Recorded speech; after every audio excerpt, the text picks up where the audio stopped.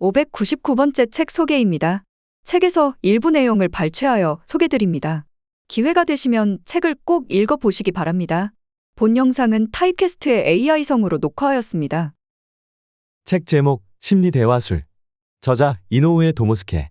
출판일 2023년 8월 17일. 상상빌더 한 줄 요약. 심리방어선을 지키면서 의사소통할 수 있다. 책 소개. 시시때때로 심리적 방어선을 넘어서 나를 신경 쓰이게 하는 사람. 내가 나갈래? 내가 나갈까 하기 전에 상대의 심리를 파악하고 말하는 방식을 조금만 바꿔보자. 이 책을 읽어야 할 사람들. 아랫사람의 의견은 들으려고 하지 않는 상사 때문에 힘들다. 매사에 불만투성이인 직원 때문에 업무 지시가 어렵다. 이기적인 동료 때문에 내 일만 많아진다. 모든 일을 혼자 처리하려니 버겁다. 그 사람만 때문에 오늘도 회사에 가기 싫다. 오피스 빌런, 심리 대화술로 제거하기. 30대의 A씨는 요즘 심각하게 회사를 그만둬야 하나 고민하고 있다. 평소에 상사는 직원들의 말은 귓등으로도 듣지 않으면서 업무 지시를 할 때는 명령조의 고압적인 태도이기 때문이다. 일이 바쁘지 않고 본인의 컨디션이 괜찮을 때는 그럭저럭 넘어가겠지만 업무 안팎으로 스트레스를 많이 받는 상황에서는 참기 힘들다. 대놓고 반항하자니 자칫 업무 태만이라는 평가를 받을 것 같고 조금 거리를 두자니 상사에게 미움받으면 더 힘들어질 것 같아서 두렵다. 상사의 태도에 이러지도 저러지도 못하는 가장 큰 이유는 연봉에도 영향을 미치는 평가와 직결되기 때문이다. 반면 B팀장은 새로 들어온 신입사원 때문에 골치 아프다. 요즘 MZ 직원들이 개인주의가 강하고 이기적이라는 이야기는 많이 들었지만 그렇다 하더라도 일을 시키기가 힘들 정도로 소통이 되지 않는다. 일을 제대로 하지 않고서도 한마디 하면 곧바로 지적으로 받아들이면서 불만부터 토로한다. 일이라도 잘하면 문제없겠지만 번번이 마감을 지키지 않으면서 자기 방식만 고집한다. 강력하게 얘기하고 싶지만 자칫하면 갑질 또는 위력에 의한 강압으로 받아들일 것 같아서 조심스럽다. 2022년 직장인들을 대상으로 이직하고 싶은 이유를 조사한 결과 3가지 요인이 지적되었다. 바로 워라밸, 동료관계, 표현의 자유이다. 워라밸과 표현의 자유는 이직만으로도 해결할 수 있다. 복지가 잘 되어 있거나 의사표현이 자유로운 조직 분위기를 갖춘 회사를 찾아서 떠나면 된다. 하지만 인간관계는 개인의 성향과 소통 방식의 문제가 더 크기 때문에 기업의 시스템으로 해결하는 데 한계가 있다. 또라이 질량보존의 법칙이라는 말이 있을 정도로 어느 조직에나 성가시고 신경 쓰이게 하는 사람이 존재하게 마련이다. 요즘 말로 하면 빌런 악당, 악인이다. 빌런 하나가 사라지면 또 누군가가 슬그머니 빌런으로 떠오르는 것이 세상 이치다. 이런 빌런은 상사와 직원뿐 아니라 함께 입사한 동기, 거래처 직원, 고객들에 이르기까지 광범위하게 퍼져 있다. 인간관계에 문제가 생겼을 때 가장 큰 좌절은 말도 안 되는 행동을 하는 상대를 절대 바꿀 수 없다는 것이다. 더구나 개인적인 관계는 끊기가 쉽지만 회사에 다니는 사람과는 매일 얼굴을 마주봐야 하고 함께 일해야 하므로 쉽게 거리를 두거나 그 상황에서 벗어날 수 없다. 그렇다고 아무것도 하지 않고 참기만 한다면 스트레스와 마음의 부담이 점점 커진다. 절대 들키지 않고 상대를 움직이는 대화술. 산업위로 30개가 넘는 기업에서 직원들의 정신과 상담을 진행하고 있는 저자는 직장인들의 고민 중 압도적으로 많은 것이 인간관계에 따른 문제라고 한다. 회사에서 인간관계로 힘들어하는 것은 결코 드문 일이 아니다. 그러니 자신을 사회 부적응자라고 자책할 필요 없다. 내가 예민한 것이 아니라 분명 상대에게 문제가 있는 것이다. 자신에게 불리한 사안은 무시하는 상사, 실수할 때마다 변명하기 바쁜 부하 직원, 소문과 뒷말을 밥 먹듯이 하는 동료, 터무니없는 요구를 하는 고객. 사실상 직장인들이 업무량이나 업무의 질 때문에 고민하는 경우는 거의 없다. 업무량과 질은 어느 정도 배려할 수 있다. 하지만 일에 대한 고민의 80%는 인간관계 때문이라는 말이 있을 정도로 해결하기도 어렵고 오랫동안 힘들어하는 문제이다. 그 이유는 애초에 타인을 바꾸기가 쉽지 않고 상사와 부하 직원, 거래처, 고객 등으로 관계가 고착화되어 있기 때문이다. 이런 경우에는 상대가 이상한 행동을 하는 이유를 심리적으로 분석하고 그들과 소통하는 방식을 조금만 바꾸면 어떤 상황에서도 스트레스를 덜 받고 내 마음도 쾌적하게 유지할 수 있다. 여기에서 중요한 것은 나의 속마음을 들키지 않는 것이다. 상대는 내가 어떤 생각을 하는지, 심지어 내가 상대와 거리를 두고 있는데도 그 사실조차 모르게 해야 한다. 저자는 이것을 상대와 나 사이에 쿠션 끼워 넣기와 같은 심리 대화법이라고 말한다. 참지 않고도 회사 다니기 편해지는 자기 보호 심리학.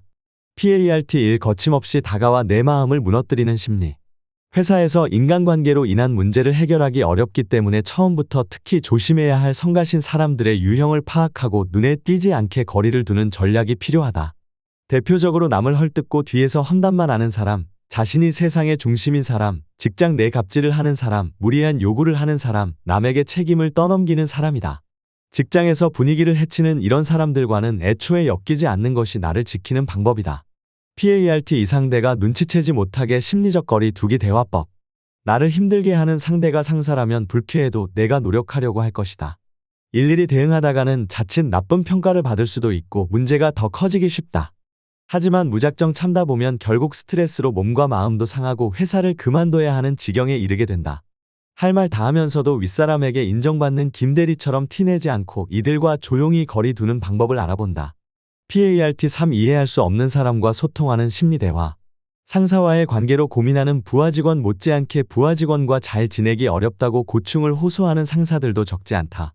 개인주의 성향이 강한 젊은 직원은 말투나 말하는 방식에 예민하게 반응한다. 잘못한 부분을 이야기하거나 좋은 방법을 조언해도 지적과 갑질로 받아들일 수 있다. 지적하지 않고도 직원들이 잘 따르는 정 팀장처럼 꼰대스럽지 않게 직원들을 관리할 수 있다. PART 4. 자기밖에 모르는 동료를 내 편으로 만드는 법. 회사는 애초에 함께 일해서 하나의 성과를 내기 위해 모인 조직이다. 하지만 저마다 개성이 다른 사람들이 각자의 이익을 누리면서 잘 지내기란 어렵다. 팀플레이에서 힘든 일은 맡지 않으려 하고 적게 노력해서 큰 성과를 노리려는 심리, 경쟁의식이 강해서 상대를 경계하는 사람들도 있다. 분위기 깨지 않고 하고 싶은 대로 하는 박 사원처럼 워라밸을 지키면서 인정받는 사원이 될 수 있다. PART 5. 자존감을 지키면서 거절하는 심리 대화. SNS나 인터넷상의 입소문이 상상 이상의 영향력을 발휘하면서 사소한 불만으로도 말도 안 되는 요구를 하는 사람들이 있다. 고객 외에도 자신들의 이익을 지나치게 내세우며 무리한 협상을 하려는 거래처도 있다. 이들에게 휘둘리지 않고 적절하게 거절할 줄 알아야 한다. 만만하지 않은데 관계 좋은 거래처 강 차장처럼 갑질을 일삼는 상대를 효과적으로 대응하는 방법을 알아본다. PART 6. 어떤 상황에서도 내 마음 먼저 보호하기. 인간관계를 맺을 때, 상대와 소통할 때 가장 중요한 것은 내 마음을 지키는 것이다. 모든 문제를 자기 혼자 끌어안으려고 하다 보면 결국에는 부담을 이기지 못하고 무너지게 된다. 남들에게 적절히 도움도 받고 실수를 하거나 일이 풀리지 않을 때도 부정적인 감정을 잘 흘려보내야 한다. 언제나 쾌적한 마음의 습도 유지하기 위해서는 무엇보다 나 자신을 잘 아는 것이 중요하다. 저자 소개. 저자 이노우에 도모스케 컨설턴트. 일본 시마네 대학교 의학부를 졸업하고 내과, 외과, 응급의학과, 피부과 등을 거쳐 현재 산업의 정신건강의학과 의사, 건강진단 의사로 활동하고 있다. 사람들이 대충 웃고 대충 살기를 바라는 마음을 담아 블로그와 트위터 등에서 적극적으로 정보를 공유하고 있다. 책에서 얻은 내용. 출근하기 싫어지게 만드는 사람들. 지금 당신은 회사에서 부딪히는 사람들 때문에 골치를 썩이고 있지는 않나요? 상대는 상사나 동료와 같이 매일 마주치는 사람일 수도 있고 고객일 수도 있을 겁니다. 그들은 한마디로 당신을 성가시게 하는 사람들입니다. 우리 인간은 자신이 통제할 수 없는 일이 생겼을 때 스트레스를 받습니다. 대표적인 예가 바로 타인입니다. 남을 통제하는 것만큼 어려운 일이 없으니까요. 그 타인이 당신과 반드시 편안한 관계를 맺는다는 보장이 없죠. 저 사람이 좀 변하면 내가 회사에서 조금이나마 쾌적하게 지낼 수 있을 텐데 하고 생각하기도 합니다. 하지만 실제로는 상대를 변화시키기가 무척 어렵습니다. 도저히 참을 수 없을 만큼 힘든 관계라면 차라리 내가 도망쳐버리는 게 빠르죠. 하지만 같은 직장에 다니는 사람이라면 쉽게 거리를 두거나 그 상황에서 벗어날 수 없습니다. 그렇다고 아무 행동도 하지 않고 줄곧 참기만 한다면 마음의 부담이 점점 커져 결국 주저앉고 말 것입니다. 저는 그런 사람들을 수없이 봐왔습니다. 저는 정신과 의사이자 산업의입니다. 정신과 의사로 외래 진료를 하면서 매달 30개가 넘는 회사를 방문해서 사람들을 상담합니다. 직장인들의 고민 중에 압도적으로 많은 것이 인간관계에 관한 문제입니다. 회사에서 인간관계로 힘들어하는 것은 결코 드문 일이 아닙니다. 그러니 나는 사회 부적응자라고 자책할 필요 없습니다. 그런 사람들을 보면 성가신 사람을 진심으로 대하다가 크게 상처받고는 마음이 뚝 부러지는 경우가 많습니다. 결국 회사에 가기 두렵고 상대의 낯빛을 살피며 안절부절 못하는 나날을 보내게 되죠. 이 책은 자신의 마음을 지키면서도 성가신 사람을 어떻게 대해야 하는지를 살펴봅니다. 평소에 진료를 보는 환자들에게 제안하고 또 실제로 효과를 보았던 방법입니다. 실천하기 어려운 방법이 아니냐고 걱정하는 사람도 있겠지만 그렇지 않습니다. 약간의 팁과 같은 방법이니 쉽게 따라할 수 있을 것입니다. 성가신 사람의 심리적 배경을 파악하고 당신의 생각과 행동을 조금만 바꾸면 마음이 상당히 편해지는 것을 깨닫게 될 것입니다. 인간관계는 개별성이 강해서 상대에 따라 자신의 태도와 거리감이 달라지죠. 이 책에서는 상대를 유형별로 분류해서 효과적인 방법을 알려줍니다. 지금도 출근하는 날뿐만 아니라 휴일에도 성가신 사람의 얼굴이 어른거려 괴로워하지 않나요? 저 사람을 어떻게든 해야 하는데 대체 어떻게 해야 할지 모르겠다면 고민을 함께 해결해 봅시다. 인간관계를 보는 관점을 조금만 바꿔도 나 자신을 지킬 수 있습니다. 앞으로는 상처받지 않으면서 잘 살 수 있을 것입니다. 오피스 빌런 보존의 법칙. 회사에서 인간관계로 인한 문제는 원래 해결하기 어렵습니다. 그 중에서도 특히 조심해야 할 성가신 사람들의 유형이 있습니다. 우선 당신의 회사에 다음 5가지 유형에 해당하는 사람이 있는지 확인해 봅시다. 1. 남을 헐뜯고 뒤에서 험담만 하는 사람. 성인군자가 아닌 한 우리는 무심코 다른 사람에 대한 불만을 말하거나 때로는 험담과 비판을 하기도 합니다. 이것은 누구나 하는 일이죠. 여기서 말하는 것은 항상 남을 헐뜯거나 뒤에서 험담하는 사람입니다. 설령 나를 험담하는 것이 아니라 해도 매일 그런 사람과 얼굴을 마주하는 것은 매우 피곤한 일입니다. 자칫하면 그 자리에 같이 있었다는 이유로 한통속 취급을 받을 수도 있습니다. 이런 사람은 요주의 인물입니다. 2. 자신이 세상의 중심인 사람. 시시때때로 자기 자랑을 하거나 반대로 자신을 비하하는 말을 하는 사람이 있습니다. 혹은 당신이 말하고 있는데 갑자기 그건 아무것도 아니야. 나는 말이지. 라고 끼어들어서 자기 이야기를 하기 시작합니다. 이런 습관을 지닌 사람과 매일 함께 지내야 한다면 상당히 스트레스를 받을 것입니다. 3. 직장 내 갑질을 하는 사람. 최근에는 갑질에 대한 의식이 높아졌는데도 여전히 많은 사람들이 불쑥불쑥 무신경한 말을 내뱉습니다. 더 곤란한 점은 이런 유형은 자신이 한 말에 상대방이 상처받았거나 불편해한다는 것을 알아차리지 못합니다. 성가신 사람 중에서도 주변 사람들이 가장 힘들어하는 유형이라고 할 수 있죠. 4. 무리한 요구를 하는 사람. 무리한 요구 정도는 심각한 문제로 여기지 않는 경우가 많습니다. 하지만 무리한 요구는 직장 내 갑질에 가까운 행위입니다. 대부분 상사와 부하 직원 관계에서 위력을 행사해 무리한 요구를 하기 때문이죠. 그런 관점에서 보면 의외로 주변에서 많이 볼 수 있는 유형입니다. 5. 남에게 책임을 떠넘기는 사람. 직장에서 많이 볼 수 있는 전형적인 유형입니다. 상하 관계를 이용하거나 같은 동료인데 착한 사람에게 책임을 떠넘기고 자신은 쏙 빠져나가는 사람은 안타깝게도 늘 일정한 비율로 존재합니다. 책임을 떠넘겨도 되는 사람으로 인식되지 않도록 자신을 지켜야 합니다. 이런 사람들이 직장에 있으면 다른 사람들의 기분이 상할 뿐 아니라 팀 분위기까지 나빠질 수 있습니다. 이렇게 성가신 사람에 대처하는 가장 쉽고 효과적인 방법이 있습니다. 그것은 바로 거리두기입니다. 거리두기는 성가신 사람을 대할 때 알아둬야 할 철칙이라고 할 수 있습니다. 군자는 위험한 곳에 가까이 가지 않는다 한비자는 말도 있듯이 성가신 사람과는 아예 처음부터 엮이지 않는 것이 상책입니다. 나를 성가시게 하는 것들의 정체. 하지만 직장에서는 도저히 거리를 둘 수 없는 경우도 있지요. 그럴 때는 어떻게 하면 좋을까요? 우리는 성가신 사람을 보면 좀 변하면 좋겠다. 저런 버릇을 고쳐야 할 텐데라고 생각합니다. 하지만 이런 사람들과 관계를 맺을 때 내가 옳으니 당신이 바뀌어야 한다라고 말한들 상대는 절대 변하지 않습니다. 시간과 에너지 낭비일 뿐만 아니라 최악의 경우 관계가 더 꼬이고 심지어 당신이 상처받을 수도 있습니다. 상대방을 바꿀 수 없다면 내가 변할 수밖에 없다고 생각해야 할까요? 물론 내가 변할 수도 있습니다. 하지만 그 전에 상대방이 어떤 사람인지 확실히 파악해야 합니다. 사람은 자신이 모르는 것에 두려움을 느끼기 쉽습니다.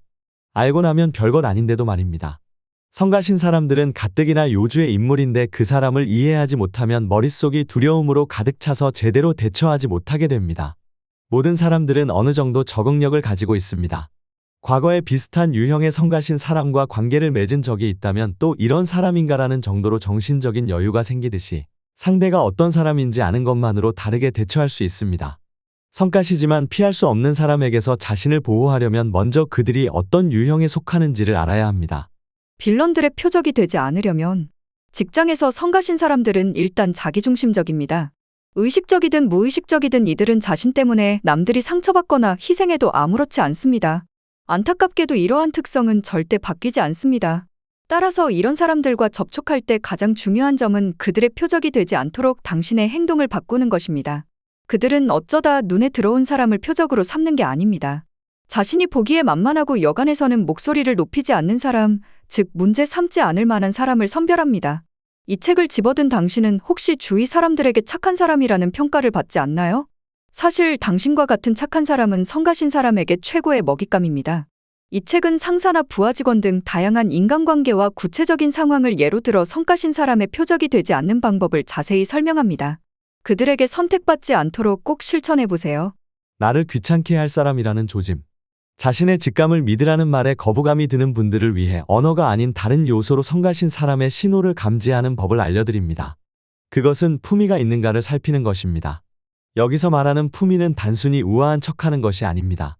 품위 있는 사람은 자신의 말과 행동으로 인해 상대가 어떤 기분이 들지 헤아릴 수 있고 상대를 배려하며 행동할 줄 아는 사람입니다. 얼핏 보면 아무 상관 없어 보이겠지만 품위는 도덕심과 관련이 있습니다. 이를테면 남의 물건을 함부로 다루거나 허락 없이 사용하는 사람은 규칙과 상식을 경시하거나 주변에 대한 배려가 부족하다고 할 수 있지요. 나는 괜찮지만 다른 사람은 불쾌할 수도 있다는 점을 생각할 줄 아는 사람이야말로 품위 있는 사람입니다. 물론 그들도 사람이니 때로는 배려가 부족한 행동을 하지만 그것이 이기심에서 나온 행동인지 아닌지는 어느 정도 알 수 있습니다. 품위를 하나의 기준으로 삼고 상대방을 살펴보세요. 꼰대 빌런보다 심각한 MZ 빌런. 상사와의 관계로 고민하는 부하 직원만큼 많지는 않지만 부하 직원과 잘 지내기가 어렵다고 고충을 호소하는 상사들도 적지 않습니다. 부하 직원을 대하는 법은 관리직을 대상으로 한 사내 연수에서 종종 요청받는 주제입니다. 상사는 부하 직원보다 유리한 위치에 있으므로 문제를 해결하지 않아도 대충 뭉개면서 해나갈 수 있다고 생각하기 쉽습니다. 저 사람의 상태가 좀 이상하다고 어렴풋이 느끼면서도 그냥 두고 보는 사이에 좌절감이 쌓여 더 이상 견딜 수 없게 된 부하 직원이 어느 날 갑자기 폭발해서 당황했던 경험을 한 사람들도 꽤 있습니다. 이런 상황에 빠지지 않도록 부하 직원과 관계가 잘 풀리지 않거나 성가신 사람이라는 생각이 들면 대책을 세워야 합니다. 먼저 그 부하 직원이 정말 성가신 사람인지 아닌지 확인해야 합니다. 실제로 직장 내에서 갑질을 당했다며 상사를 공격하거나 자기중심적인 사고로 주변 사람들을 힘들게 하는 부하 직원도 있습니다. 하지만 상사가 그 사람을 대하는 방식이 잘못되어서 제대로 소통하지 못하고 성가신 사람, 이해할 수 없는 사람으로 인식되는 경우도 있습니다. 성가신 부하 직원을 대하는 법을 소개하기에 앞서 평소에 당신의 소통 방식이 어떤지 한번 되돌아봅니다. 미움받지 않고 잘 거절하는 방법. 상대의 요청과 권유를 거절해야 하는 상황이 생겼을 때 상대방에게 불쾌감을 주지 않고 거절하는 3단계를 소개합니다. 1. 감사의 뜻을 전한다. 2. 거절하는 이유와 사과의 뜻을 전한다. 3. 다음에라고 암시한다. 이 방법에 따라 거절하면 대부분 나쁜 인상을 남기는 것을 피할 수 있습니다. 예를 들어 초과 근무를 요청받으면 바로 안 된다고 딱 잘라 말하지 말고 먼저 요청해 주셔서 감사합니다. 저한테 말씀해 주셔서 감사합니다. 라고 상대의 감정과 요구를 일단 받아들입니다. 항상 뭔가 부탁하러 오는 사람이 말을 걸면 속마음이 얼굴에 나타나기 쉬운데 일단은 꾹 참고 웃는 얼굴로 가볍게 감사를 표현해 보세요. 그 다음에 거절하는 이유와 사과의 뜻을 전합니다. 직설적으로 불가능합니다. 못해요. 라고 하면 퉁명스러운 인상을 줄 수 있습니다. 부모님을 모시고 병원에 갈 일이 있어서요. 죄송합니다. 오랜만에 고향 친구가 와서 선약이 있네요. 정말 죄송합니다. 상대방이 그렇다면 어쩔 수 없다고 생각할 만한 이유를 몇 가지 준비해두면 즉각적으로 대응해야 할 때도 잘 넘길 수 있습니다. 휴일에 출근하라고 하면 친구 결혼식 때문에 그날은 출근할 수 없습니다. 친구 이사를 돕기로 약속했어요. 라고 이유를 말합니다. 하고 싶은 마음은 있지만 다른 일이 있어서 도저히 안 되겠다는 내용으로 거절하는 것이 중요합니다. 실제로 업무가 바빠서 요청을 수락할 수 없다면 A사 용지에 적은 투두리스트를 보여주고 이해를 구할 수도 있습니다. 하지만 이를 요청한 사람은 거절당했다는 생각에 민망해할 것입니다. 그러니 부탁을 못 들어드려서 죄송합니다. 다음에 잘 부탁드릴게요. 라고 다음에는 요청을 들어주겠다는 마음을 전하고 마무리합니다. 3단계로 거절하면 예의 바른 사람이라는 인상을 줄 수 있고 거절당한 사람도 그럼 이번에는 어쩔 수 없지라고 불쾌하지 않게 받아들입니다. 동료의 요청을 거절하지 못하면 평소 의사소통에도 지장을 줄 수 있습니다. 성가신 사람에게 꼬투리 잡히지 않기 위해서라도 3단계 거절을 꼭 시도해보세요. 사소한 일로 화를 내는 심리. 악질적인 클레임으로 무리하게 자신의 요구를 관철하려는 진상 고객뿐 아니라 사소한 일로 화를 내는 사람의 패턴은 정해져 있습니다. 이런 사람들의 공통점은 자신이 악질적인 클레임을 하고 있다거나 말도 안 되는 요구를 하고 있다는 점을 깨닫지 못한다는 것입니다. 오히려 대부분 자신이 옳은 일을 하고 있다는 정의감에 차 있는 경우가 많습니다. 객관적으로 보면 분명히 이상하다는 것을 알 수 있는데도 왜 이런 일을 할까요? 사실 이 사람들의 속내에는 인정 욕구가 숨어 있습니다. 이들은 종종 사회에서 자신의 능력을 정당하게 평가받지 못한다거나 존재를 인정받지 못하고 있다는 불만을 품고 있어서 인정 욕구가 채워지지 못한 상태입니다.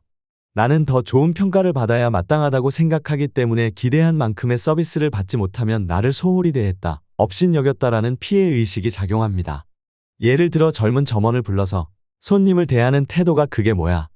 내가 가르쳐주지 라고 호통치는 어른들도 있습니다. 이런 행동도 자신의 존재 가치와 필요성을 인정해주길 바라는 심리에서 나옵니다. 화를 내서 상대방의 사과를 받으면 자신이 그 상황을 통제할 수 있고 자신이 옳다고 인정받은 듯한 기분이 드는 것입니다. 상대방 상황을 통제할 수 있다고 느끼는 기분을 자기긍정감이라고 하는데 이것은 상당한 쾌감입니다. 그래서 한번 성공하면 이 쾌감을 다시 얻으려고 점점 더 강도를 높입니다. 상대의 요구에 휘말리지 않는 세 가지 요령. 불특정 다수를 상대로 하는 서비스업이 아니더라도 고압적인 태도로 자신의 요구를 관철하려고 하거나 상대에게 거절할 여지를 주지 않는 거래처나 의뢰인에게 시달리는 사람들이 꽤 있습니다. 개인적인 만남이 아니라 조직 간의 관계이기 때문에 조심하느라 무리한 요구를 받아들이게 됩니다. 그러나 진상 고객이 그렇듯이 한번 받아들이면 급기야 회사 전체에 문제를 일으킬 수도 있습니다. 이런 경우에도 안 되는 것은 안 된다는 태도를 고수하는 것이 중요합니다. 하지만 의뢰인의 요구를 거절하려면 상당한 용기가 필요합니다. 회사에 민원이 들어오면 상사에게 질책을 받거나 사내에서 문제가 커질 수도 있다고 생각하면 거절하지 못하는 것도 당연합니다. 이러한 성가신 사람들의 무리한 요구를 성공적으로 피하고 원만하게 일을 처리할 수 있는 두 가지 요령이 있습니다. 이런 요령을 잘 알아두면 억지 요구를 울며 겨자 먹기로 받아들이지 않아도 될 뿐 아니라 거절하더라도 문제가 커지지 않습니다. 혼자 해결하려 들지 않는다. 당신이 전담하는 고객이라고 해도 모든 문제를 혼자 해결할 필요는 없습니다. 처음에는 일부 제품의 샘플을 무료로 제공해달라는 등 담당자 혼자 해결할 수 있는 정도로 시작합니다. 그러다 점점 과도한 할인이나 최악의 경우 법을 어겨야 하는 일까지 요구할 수도 있습니다.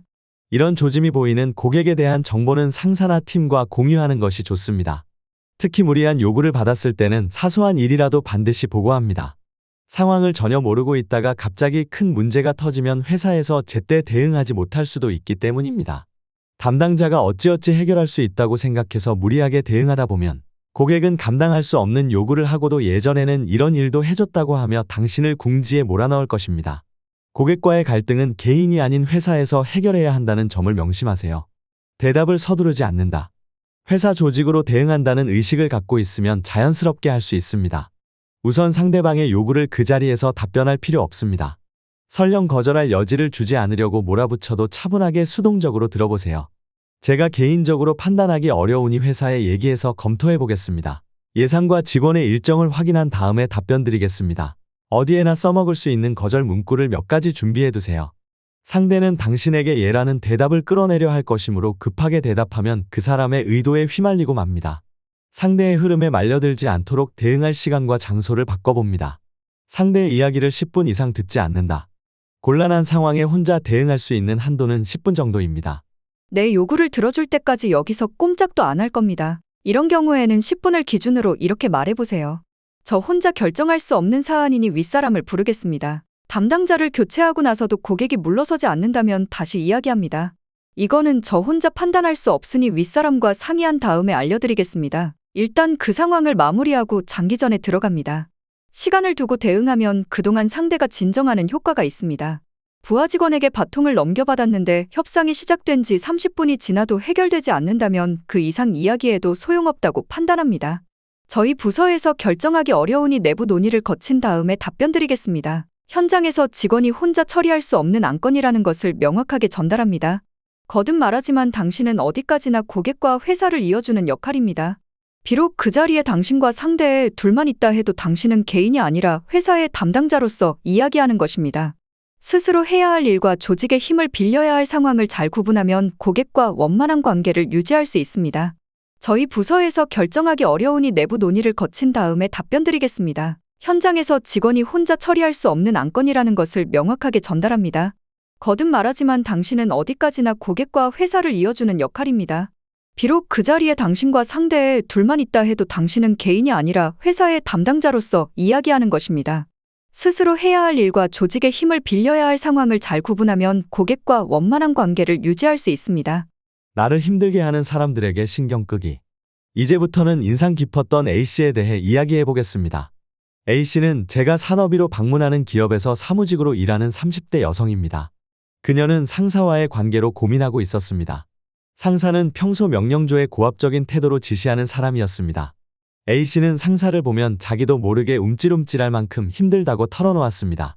부서 이동 시기가 아니어서 상사와 물리적으로 거리를 둘 방법이 없었기 때문에 상담하게 된 것입니다. A씨도 상사를 바꾸기는 어렵다는 것을 알고 있었습니다.